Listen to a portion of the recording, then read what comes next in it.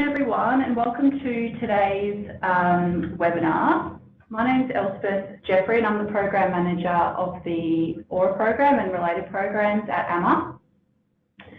So today's webinar will be presented by Fiona Vines, and Fiona is a Human Resources Executive with operational human resources and change management experience in the financial services and resources sectors.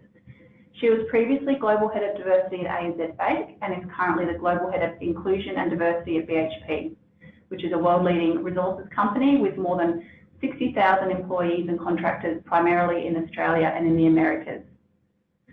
In addition, Fiona is a member of Victorian Government Ministerial Council on Women's Equality and is a board member of General Surgery, the Royal Australasian College of Surgeons.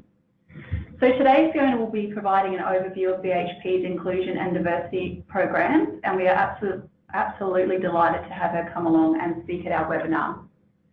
And if you have any questions throughout the webinar, Fiona's happy to answer them as we go along. So I'll pass over to Fiona for her webinar. Thanks, Fiona. Great, thanks Elspeth, and good afternoon everybody, or good morning depending on which time zone you're in. Thanks so much for having me along today to share a little bit about the work that we're doing at BHP in terms of inclusion and diversity. As Elspeth said, I'm very keen to have questions as we go. I'm going to cover a lot of territory in the presentation, so if you leave them to the end, it might sort of be a bit tricky. So please feel free to send your questions through to Elspeth if anything at all you'd like to know more about, and I'm happy to pick them up as we move through. As Elspeth said, I've been with BHP now for 18 months, and before that I was in banking, and I've worked my whole career in banking. So I'm pretty new to the resources sector, and it's a pretty big culture shift from what I was used to in banking and financial services. So often I will probably talk about things or raise some of the inclusion issues in resources that maybe some of you are a little bit more familiar with or more used to than I am.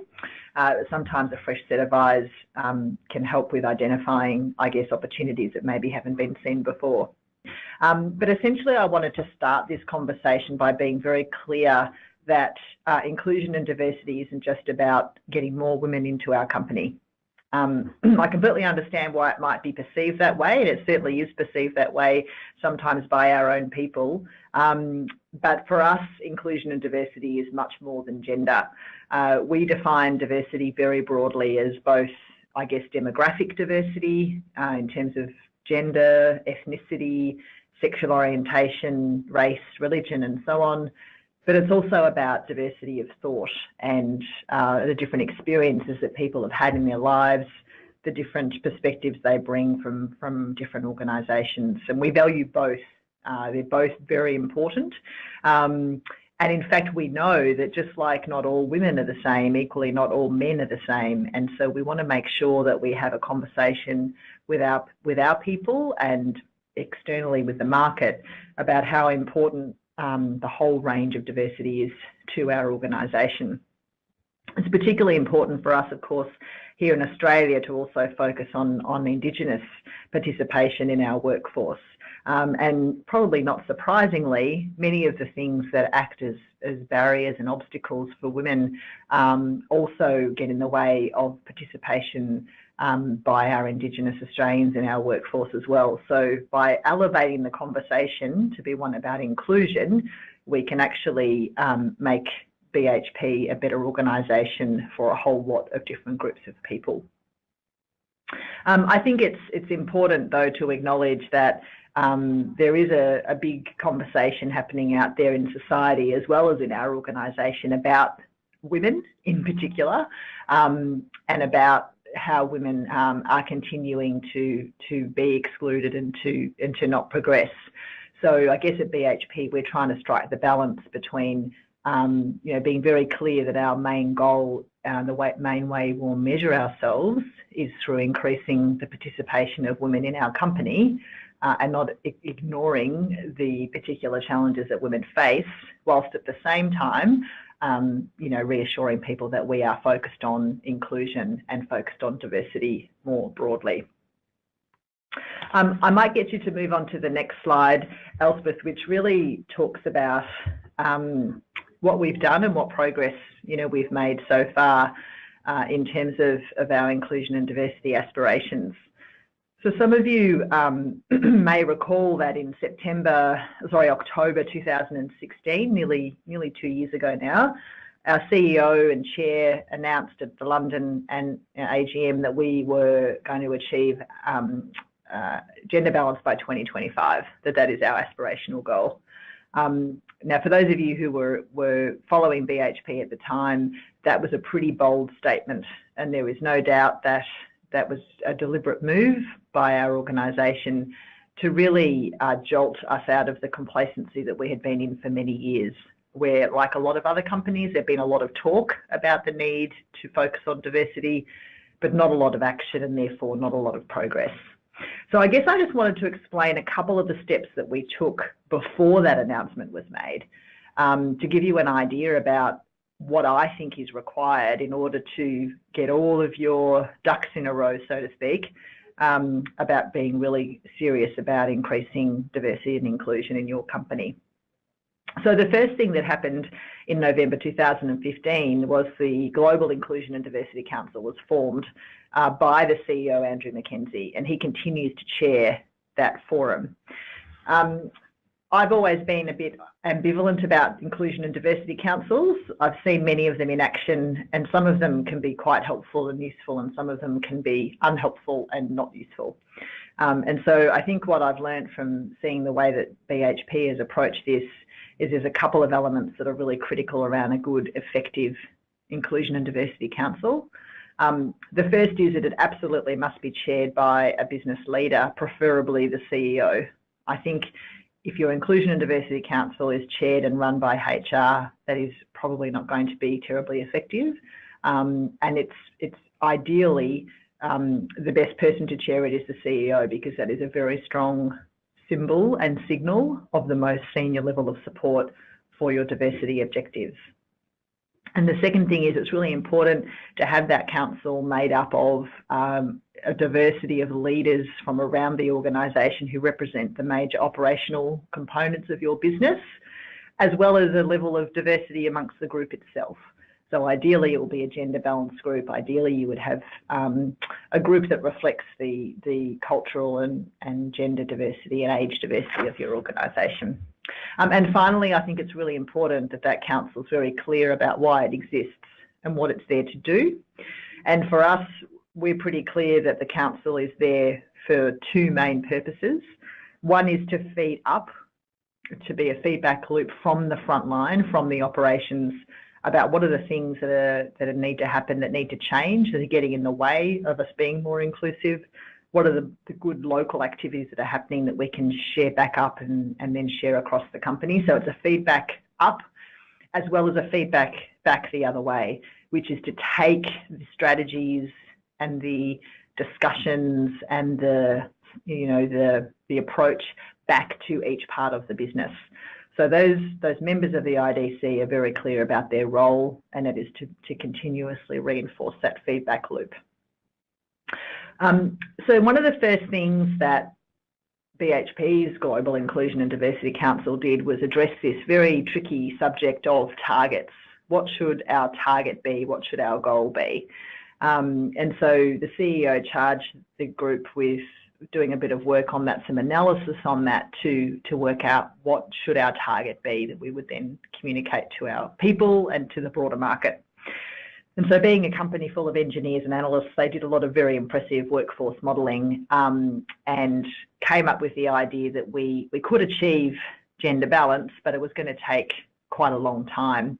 And so that proposition was put to the CEO that we could either say gender balance by 2025, or we could give a less than balanced target with a shorter time frame, for example, 30% by 2020 or something like that. And the CEO was always very clear right from the beginning that we would never settle for anything less than gender balance, because to do that is to build in or to bake in an acceptance that we will never have an equal number of men and women in our company. And that is not aligned with his philosophy and with our view about the importance of balance. So it was agreed that we would strive for the gender balance target and that we would aim to achieve that by 2025, which is still extremely aggressive. When we announced the target, we were at 17% women. So to get to roughly 50% by 2025 was by no means a soft target. The other thing that happened along the way was in 2016, our charter was updated to include those words you can see on the screen. Our teams are inclusive and diverse.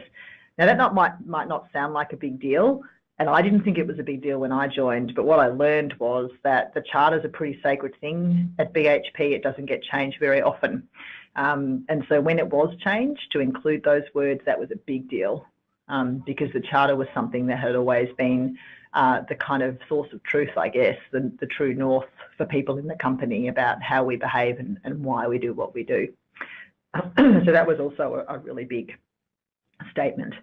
And so I guess it was really, you know, that groundwork, the analysis that was done by the council around the target, excuse me, and that all led up to this aspirational goal announcement at the AGM in October 2016. And I'm pleased to report that in our first year, 2017, we did achieve a 2.9% increase in the number of women in our company, and we also achieved a 1% increase in what we call our inclusion index, which is an index that's part of our annual staff survey that asks a bunch of questions about how included people feel at work every day. So pretty phenomenal progress. In FY17, we hired 1,000 more women than we had hired the year before, and we had something like 300 more female leaders in the company than we had for a significant period of time before that. So we made more progress in a year than we had made in the previous 5 or 6 years. So there is no doubt that having the strong support of leaders and, you know, really galvanising the organisation, partly through inspiring them, but also through shocking them a little bit, definitely helped us to get out of the starting blocks, you know, pretty quickly. FY18, our progress is still very good, not as strong as it was in FY17, which is no surprise at all to me, but still very, very positive. And we will talk more about our results for FY18 in September, so keep an eye out for that. But I have to say, still being relatively new to this industry, I'm pleasantly surprised by how strong the momentum continues to be on this particular topic. Before I move on to talk to you about the specific things that we have done in order to get this outcome, I guess I do want to address one issue that I always get asked about. So even though no one's asked a question yet, I'm sure it's on some of your minds, and that is, you know, did we get much backlash or sort of negativity around making our aspirational goal statement back in October 2016, and what did we do about that? So of course the answer to that question is yes. There was a lot of equal parts positive feedback and positive reaction to our announcement as there was negative. So there was a lot of suspicion that came from particularly the men in our organisation about how on earth this was going to be done in a way that was safe. So the feedback that we heard from a lot of our workers was, look, we understand that we need to get more women into the company, that's obvious, but how on earth are you going to do that, because they don't have the skills, they don't want to work in FIFO locations, and it won't be safe. So, you know, are you just going to put women into jobs when they don't actually know what they're doing, and is that going to make us all unsafe? And the other area that we got negative sentiment from was from some of the other mining companies. I'm sure none from those who are on the phone today, but certainly, you know, our CEO told stories of some of the feedback he got from some of his counterparts around the world, expressing some level of disbelief that BHP thought this was possible, scepticism that it could be done, and to an extent, I think, a little bit of annoyance at being beaten out of the blocks by BHP being first to talk about this agenda. So it hasn't always been met with a lot of excitement and a lot of positivity. And that has really forced us to be very clear and very specific about how we are going to achieve this goal and the work that needs to be done in order to change our company and, you know, change our industry in order for us to be able to achieve this goal in a way that is safe and that does enable the company to continue to thrive in the future. So to that point, I'll move now to the fourth slide, Elspeth, which talks about how we're going to achieve our aspirational goal. And this is where I want to spend, you know, most of the time talking to you today about the things we're doing in these four priority areas. So after the Global Inclusion and Diversity Council decided on what our target would be, their next piece of work was to work out, well, how on earth are we going to do it? How are we going to make the changes that are needed to our organisation to make it more inclusive for women and others to come and work here? And these four areas that you see on the screen are the areas that we've decided to focus on. And at the end of FY17, we said these are still the right four areas to be focused on. So we haven't changed our approach. We are continuing to work on these areas in 2018. And I can tell you that in 2019, it will be the same thing, because often when I speak about diversity, and because I've worked in a few different organisations, I get asked, what's the silver bullet? You know, what's the one thing that we can all do that will help us to achieve gender balance? And I always say there is no silver bullet. There is no one thing. You have to do a lot of different things, and it's not just HR doing those things. And for us, for BHP, with where we are at, it is these four areas that we've chosen to focus on. I believe there's a question, so Elspeth, I might throw to you to ask that question and I can answer it.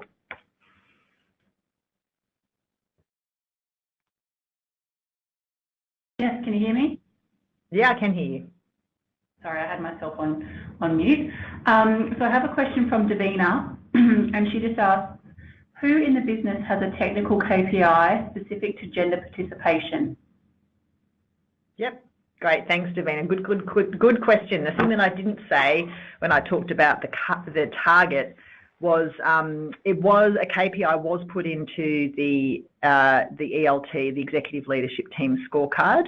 So when we did the modelling, we realised that in order to achieve gender balance by 2025, we needed to get at least 3% increase each year. So we needed to achieve an increase of 3% each year of the number of women working in our business. So that 3% KPI was given to the executive leadership team and their direct reports, which basically means the top team of the company and the next level down, which means the people running the operations, the people running the functions. And that's one of the many KPIs that they have in their balanced scorecard. So it's definitely part of their measures of performance, and it's part of, therefore, it impacts on their overall performance and remuneration outcomes.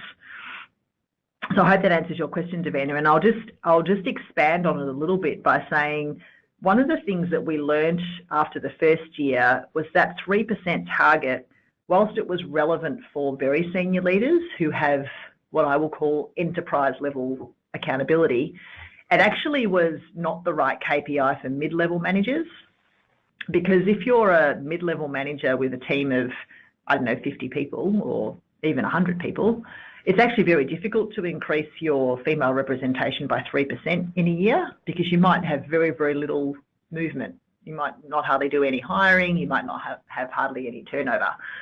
But what we found was happening was that 3% KPI got cascaded almost unthinkingly right down to the lowest levels. And so we actually had some behaviours emerging where managers would say, well, I can only hire a woman because otherwise how on earth am I going to get my KPI? Or even thinking about, well, you know, if I had people leaving my team, I'd actually would prefer it not to be a woman because that's going to negatively influence my gender representation. So it actually drove some behaviours that were not aligned to what we were wanting, which was, you know, culture of inclusion, certainly not discrimination. And so we learned from that, and in FY18, which is the year that we're in now, we introduced a different KPI actually for mid-level managers, which is called the balance KPI. And what that is it's a KPI that says we want your external hiring, any external hiring you do in the year to be balanced. So if you hire 5 people, or let me make it an even number to make it easy, 6 people, then you need to hire at least three women and 3 men. So we don't want to see your external hiring being unbalanced one way or the other. We don't want you only hiring women either.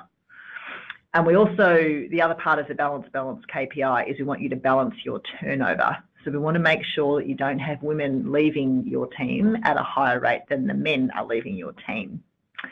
And that was really important because it helped to give managers some sense that they could actually have some control over this KPI, and it was a more meaningful KPI for the size of their team.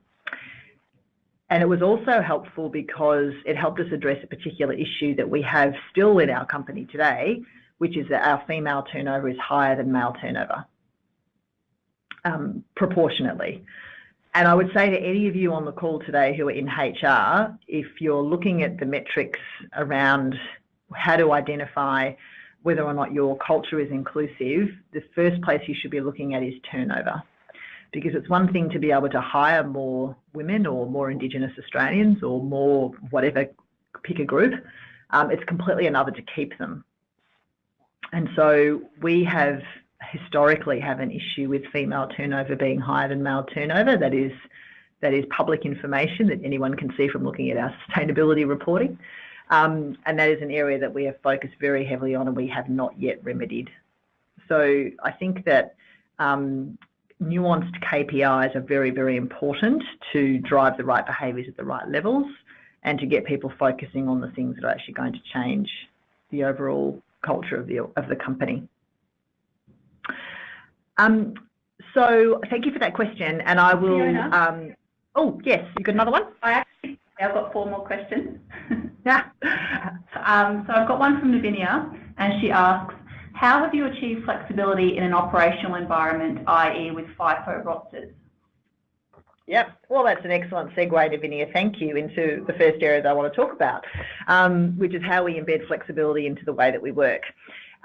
This is the key driver of our whole strategy. So you know how I said before, people ask me what the silver bullet is, if there was only one thing you could do, blah, blah, I always say there's no one silver bullet.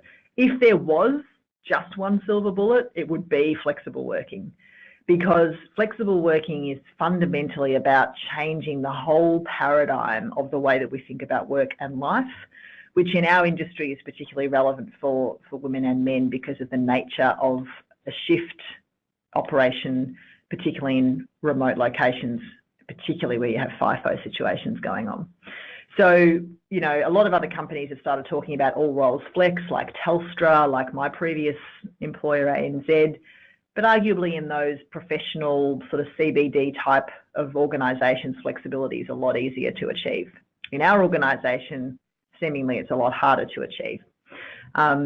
And so we knew that this was a lever that we needed to pull, in fact, not just because it enables women to participate differently, it actually also enables men to have very different lives to maybe what they've been having before. And so we started with Flex very much led by leaders. So we knew that leaders talking about flexible working in our organisation was going to be critical. It didn't matter how much we changed the policies and how much we put little posts up on LinkedIn about flexible working. If our leaders didn't talk about it, that was never going to work because it's such a foreign concept in mining. And so we've had our CEO and other very senior leaders commenting and talking about this everywhere they go, at town halls, in their Yammer posts, in their newsletters, in their general communications.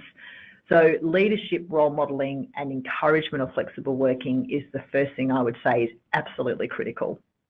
The second thing that we have done, and this is particularly to your question, is we have experimented with what we call flexible rosters in FIFO and residential operations. So we've basically given permission to those operational leaders to say, start experimenting with what different roster options could look like and see what the appetite is from our people and see what the operational implications are, the costs, etc. And so we are trialling and testing a whole bunch of different scenarios so that we can eventually start to move to flexible rostering on a more of a mainstream basis. So the way that I think about flexible working in BHP is it's like I'm dealing with two different organisations. There's the people who work in offices, knowledge workers, people like me, who frankly, it doesn't matter where I am or what time I work. There's no reason at all for me not to be able to work as flexibly as I want to. Then you have the operations people who need to be on site for a certain number of hours, and you need very different approaches to flexible working in those two types of conditions. And so the way that we're approaching flexible work in the operations is very much about flexible rosters. They're still going to be rosters. You can't run a mine site if you don't know who's going to be there. That's just not possible. So can our operations people work from home? Well, no, obviously they can't. If they need to be maintaining a piece of plant, if they need to be driving a truck, if they need to be in a digger testing rocks because they're a geologist, no, of course they have to be on site. So we don't pretend that's not the case. But what we do talk to our people about is how would you like your shifts to be different at different stages in your life to allow you to live the sort of life that you want to live. So shorter swings versus longer swings, different job share. There's lots of job sharing going on in these environments. And the idea being that at different stages in your life, you've got more choice than just one standard shift or one standard roster that everybody has to comply to.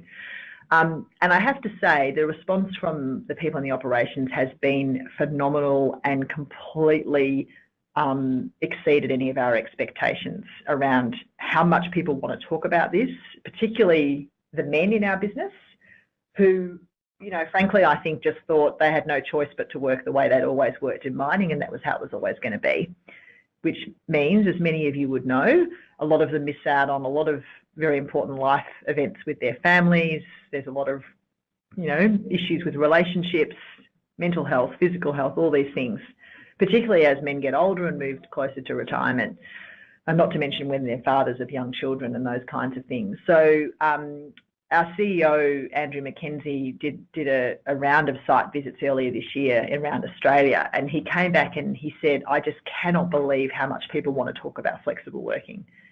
It is an idea that has its time has come. So people generally want more control over their lives, and we are opening up a conversation about how that could look. We're experimenting with these flexible rosters, and it has by far been the biggest change. I mean, we've got stories in our business of leaders telling us about men who'd worked in our business for many years who are very sceptical about this whole diversity idea, but who are now availing themselves of flexible working, and it has changed their lives. There's this one story in particular that I really love to tell about. We had a maintenance manager from one of our sites in Western Australia in iron ore who'd been with us for a long time. He was pretty much your typical maintenance manager kind of guy, very dismissive of the diversity strategy and didn't think flexible working could be a thing. But the more that he heard about it, he started realising that maybe it could help him achieve something that he'd always dreamed about, which was taking a year off to travel around Australia and homeschool his kids. But, he never thought he could ask for a career break. He thought that would be career limiting. There's no way known anyone would even, entertain the idea. Anyway, of course, he asked the question, and it was able to be, it was enabled. He got to take a year off.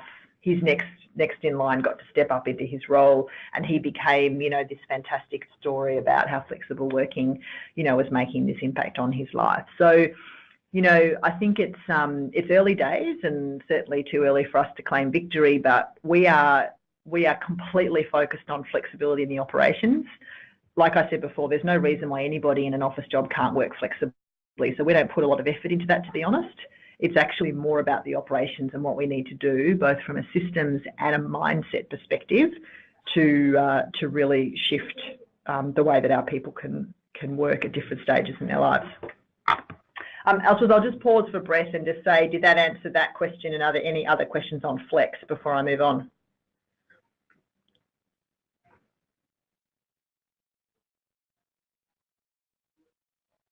Not necessarily on flex. I do have a few other questions, and yes, I definitely think that answered that question really well. Thank you. Probably one of the biggest questions I get asked as well is around flexibility in FIFO roles and on site. Yeah, and I'll just say one more thing about flex before I move on to the second area around supply chain. One of the things that we need to do in our organisation, I think all of our organisations collectively need to do, is also start talking externally about our commitment to flexible working. We still haven't quite nailed that yet, and so even though we are changing the way that we think about how work can be done, I don't think we're telling that story well enough, and I think a lot of people out there still assume with mining that you're going to be pretty well locked into working a pretty unsavoury pattern, you know, and so I think that the more that we learn about what's possible and the more stories that we have, we need to shift our focus from just talking about that internally, which is what we really do now a lot, and start telling that story externally so that we can get people who've never thought about working in mining to really, you know, give it a lot of consideration. So the next area is supply chain, and this is really exciting, right? So this area is really about saying how can we leverage our supply chain partners to help us with our aspiration, and I can kind of break this into two buckets. One is that 60% of our workforce globally is contractors. So they're not people who work directly for us. So it's really important that we partner closely with those agencies, with those partners, to help them lift their capability on inclusion and diversity, and to make sure that, you know, they are focused on bringing diverse teams in to work on our sites.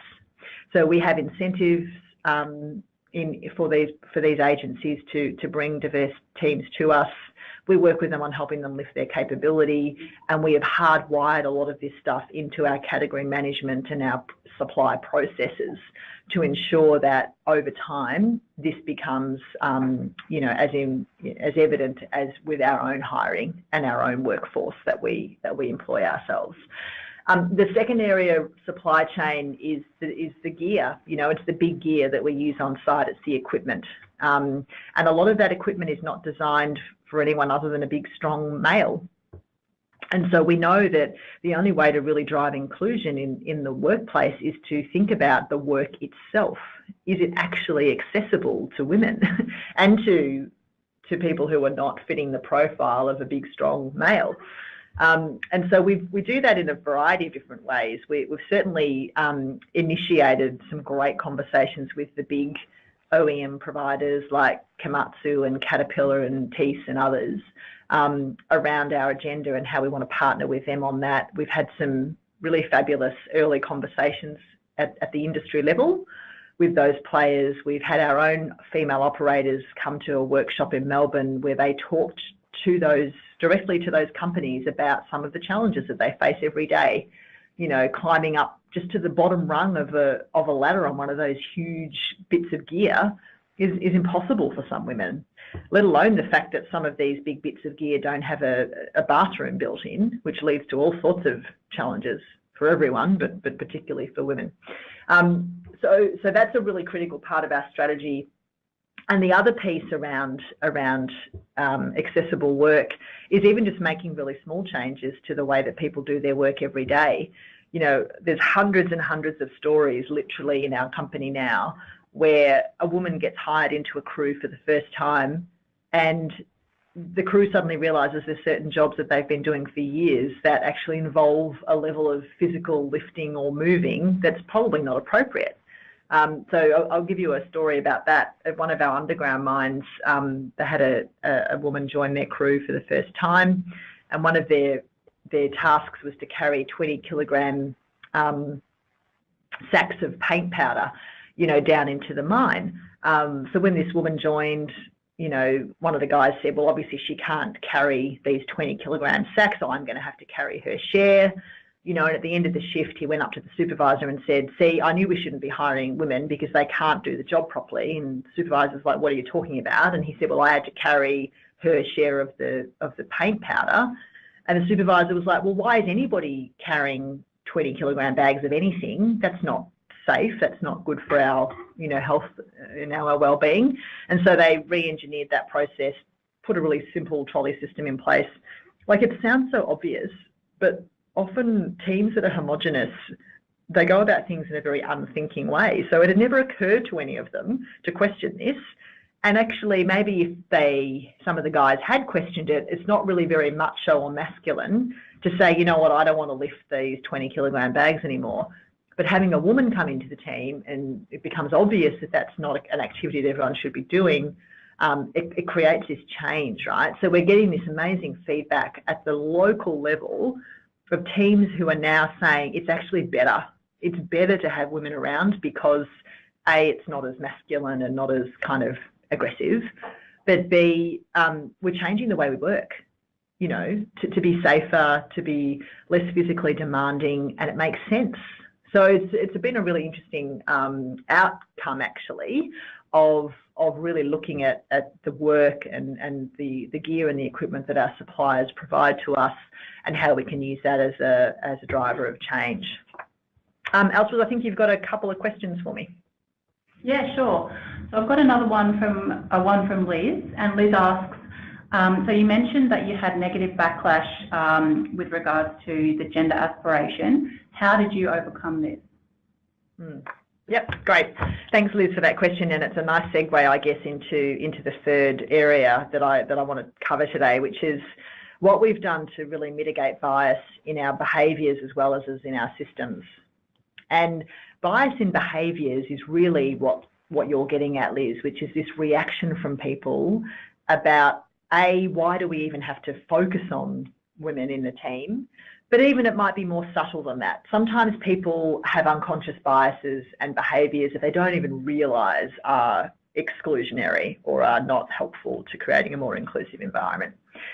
So I guess the first part of the answer to your question is when we started to hear and uncover this negative sentiment, we were pretty confronted by it, because what we realised was that by putting this goal out there and not giving our people enough time to really think it through and understand it, we were actually making it even harder for women, because the women became a target, if you like. You know, the women who had found a way to be successful at BHP for all these years, to sort of be tough and be like the blokes, earn some respect, all those sorts of things. Suddenly there was this focus on them. It's like, oh, you're only in that job because you're a woman, or actually you're probably going to get the next promotion because all the promotions now have to go to women. And so we inadvertently made them feel less safe. So we were really worried about that. So what we knew that we had to do was we had to actually give our people the time and the space to talk about how they felt, and to talk about their fears and their concerns, and to be able to voice those, and at the same time remain very clear about our conviction.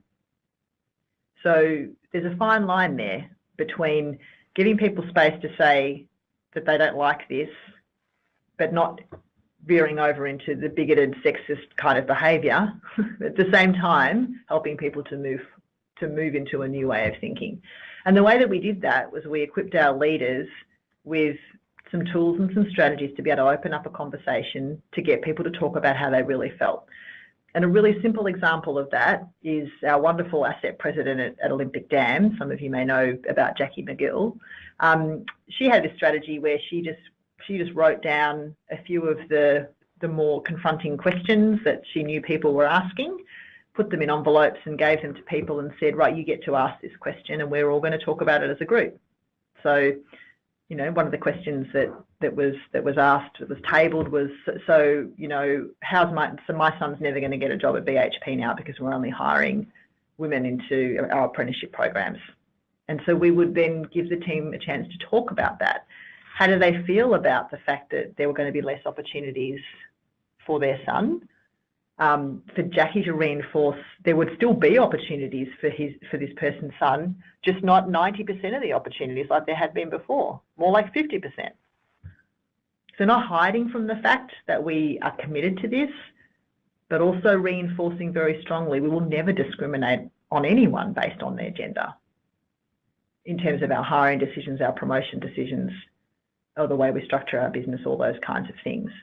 So, Liz, to answer your question, what's very important is that you give people a chance to get their head across this idea, to explore it, to talk about how they feel about it, and ultimately to make a choice, to be on board with it or not. And what I would say is, you know, sometimes people say to me, oh, do you think it would have been better to wait another year before making the announcement? You know, give people, run lots of focus groups, give people a chance to kind of get used to the idea. And I always say, no, I would not have done that, because that's why companies and as a society we haven't moved very far on gender balance, is because we keep trying to get everyone on board. I think the best thing to do is to put a line in the sand and say, right, we're going to do this because it's the right thing to do, and then jolt people out of that state of whatever it is, complacency, or I'm just never going to like this or whatever, into a state where they have to actually engage with it and have to actually be a little bit uncomfortable. So that strategy has worked very effectively in that we have a lot less noise now. We still have some, but a lot less than we ever had. And I would say that is partly because of those conversations that we had, and it's partly because of all the things I've talked about so far on this call in terms of flexible working, retooling the way that work is done. Everyone is feeling the difference. So the place feels different. And so therefore there's less, I guess there's less resentment, there's less concern about what does this actually mean for me? Am I going to be worse off because of this? Elspeth, is there any other questions? I'm conscious we've only got 15 minutes left, and I want to make sure I cover off the questions that have also been asked. I've just got one question around recruitment and the 50%. So it says, what if you don't get 50% female candidates that are suitably qualified, and what strategies have you applied to get that level of candidates? Yeah, look, it's a great question. And it's one of our biggest challenges, right, is how do we actually open up our talent pools that we fish in? Because I think historically, a lot of people in Australia and the other countries that we operate in have a perception about what mining is and the sort of people that work in mining. And we've been working very hard to try to change that perception. And, you know, partly that goes to point 4 of the strategies on this page, which it is about our brand. It is about the kind of conversation that we're having out of the market. The very fact that we came out and said we're going to be gender balanced by 2025 made women look at us in a way that they'd never looked at us before. There is no question. In FY17, our external hiring ratio was 43% women, 57% men. 2 years before that, it had been 10% women, 90% men. So there is no doubt that just simply by saying we are committed to this, by changing some of our advertising and our imagery, like the picture that you see on the screen there, by having our CEO out talking about this and many other people as well, we have definitely got the attention of a very different talent market. We've also done some very specific things, like we ran a social media campaign when we were restructuring our technology business called the Tech Revolution, which featured a lot of focus on women and on people who are not from mining to get their attention on our company. Probably the best example I can give of a specific strategy that we've done was when we were establishing our coal integrated remote operations centre, which was essentially about remote operating a lot of gear from Brisbane across our coal mines across Queensland. So that was a startup that involved relocating a bunch of controllers from site to Brisbane, as well as hiring a bunch of new people. And when that team was being planned, when that operation was being planned, the leader, a lot of this comes back to leadership, as you're probably picking up. The leader said to the project team, this team needs to be gender balanced by the time you're done. And the team said, but how? Like, that's impossible because currently our controllers are 80% men.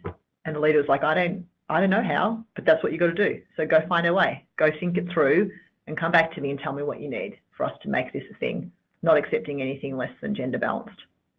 So, you know, the team went away and thought, okay, how are we going to do this? And essentially what they did was they deconstructed the role of a controller to its constituent parts in terms of what are the core capabilities and the core skills that we need. And rather than just thinking it had to be someone who was already a controller, actually breaking it right down, Then they did a piece of analysis around what other industries out there have similar types of skills and attributes is what we're looking for. And they identified industries like air traffic control, 000 dispatch workers, you know, people who were used to working in high pressure, lots of information, lots of data to synthesize, high action orientation, highly organized, these kinds of things. So then what they did was they did a targeted social media campaign to particularly women who work in those industries, and a really big wraparound in terms of flexible work and the opportunity for flexible rosters in this new operation. Anyway, the upshot of all of that was we ended up with, out of 180 controllers, 53% women, 47% men, and 35% from outside of mining, which was actually the great kind of second part of the story. Was, you know, when you are fundamentally changing your business model to leverage technology and to operate a site remotely, you actually want people who aren't used to mining and haven't only grown up in mining. You want a mix of people. You want people who know mining, but you also want people who bring a completely different perspective. And if I can tell a really funny little story that I love about that particular project, I was talking to one of the managers who was doing the recruitment for these roles. And he was telling me that he was interviewing a woman who worked in air traffic control. And one of the interview questions was, when is the last time you deviated from process? And she sat there sort of looking around and, you know, obviously she was stalling, and he went to repeat the question. And she said, no, you don't need to repeat the question. I'm just trying to think about a way to say I have never, ever deviated from process, because that's not what you do in air traffic control, because if you do that, people die. She said, but we always follow process with discipline, but we also have a strong emphasis on continuous improvement, where we do see opportunities for improvement, we agree them as a team, and then we all upgrade our processes for consistency, etc. Anyway, his next interview was with a existing BHP employee, asked the same question, and the person responded and said, well, actually, mate, this morning I had to do this little deviation because this whole thing was going on, and I just had to use my judgment. And that little story for me is the beauty of hiring for diversity, because obviously in a remote operating centre, you want absolute discipline around the way that you follow process, absolutely enhanced, of course, by a continuous improvement focus. And so we need a mix of both types of people. So that is a really good example of how, by thinking differently about what are the actual capabilities you need for a role, not just what you've always hired, but what is it you need in the future, you can actually tap into very different pools of talent. But we still have a long way to go. You know, we are not achieving gender balanced recruitment consistently. It's up and down. And I think that it'll continue to get harder as other companies come on board, as other companies are fishing in the same talent pools that we are. But it's an absolute focus for us to continue to talk to those different talent markets about what we're doing and why we're doing it. Elspeth, are there any other questions before I just very quickly touch on a couple of other things? No, there's no other questions yet at this stage. Okay, good. So there's a couple of other things I just want to mention, and it's really in this bucket of the priority number 3 around bias in processes and systems and behaviours. So we've done a few things to really look at whether we've got bias in our processes. So obviously recruitment, we've spent a lot of time, you know, removing potential bias, making sure people know how to interview properly, what they should and should not be saying when they're interviewing people, and really educating hiring managers about that, because as you can imagine, that's something that requires a lot of effort. We have also started to look more broadly at other groups and other opportunities in HR processes to remove bias. So I'll give you another example when it comes to LGBTI people, for example, and we have a big focus on inclusion for that group.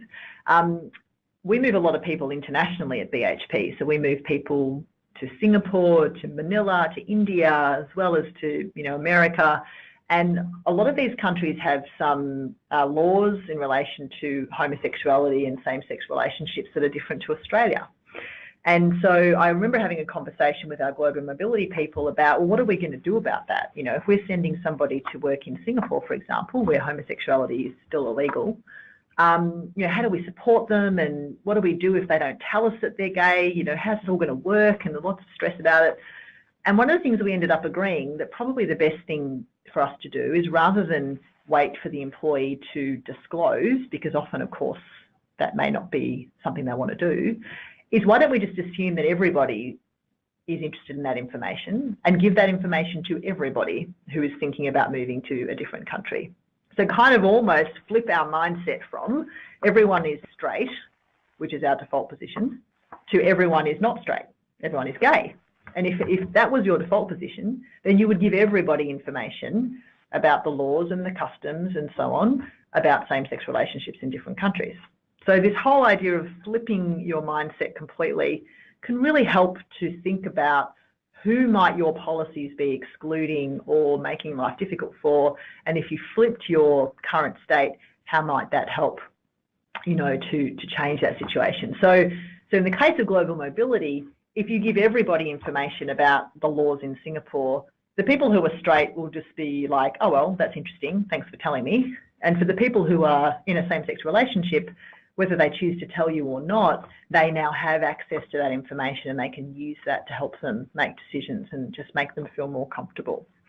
Another example, just really quickly, of flipping it that I quite like is when it comes to promotions or when it comes to internal movements.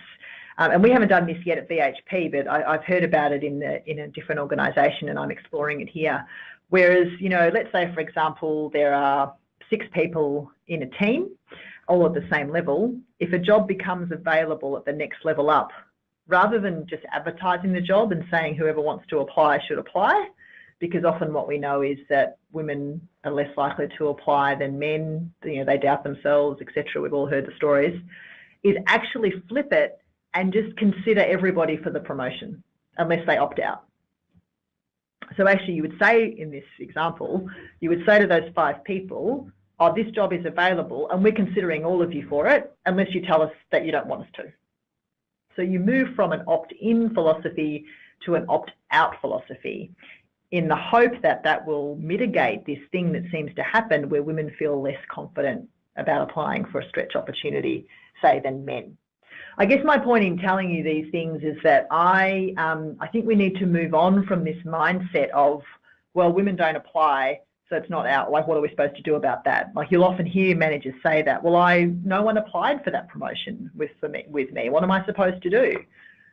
It's, we need to change the women so they'll apply more, that we need to give them confidence courses or send them to a women's seminar. No, actually, maybe what we need to do is change the system so that the system actually drives the change, not the individual. Anyway, that's just a couple of examples, I guess, about how you can think about mitigating bias. And with 3 minutes to go, Elspeth, I might hand back to you to see if there's anything that's come up or if you'd like to make any closing comments.